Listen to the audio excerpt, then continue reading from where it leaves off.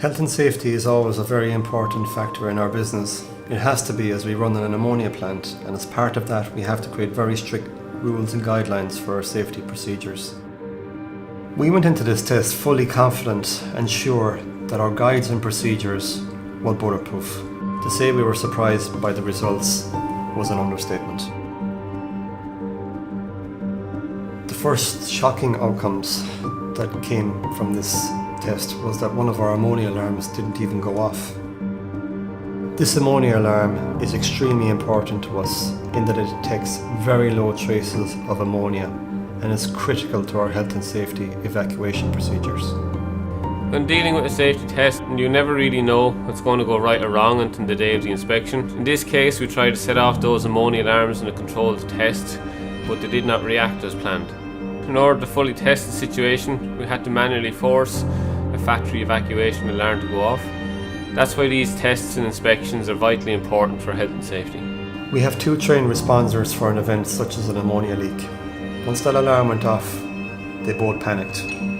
Even with our procedures in place, they rushed into the building without the proper equipment, and even worse, they didn't even assess the situation correctly.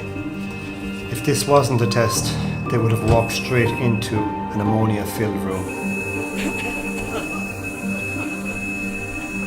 If this had happened a week ago, 2 of my employees would now be dead. That's not something that I really want to have in my conscience. Shortly after the first test ended, I was also told that we had 2 unaccounted for employees. One of these missing employees was in a part of our plant where you can't see or hear any of the alarms going off, so they didn't even know there was a building evacuation. The other employee had left the plant and was off-site.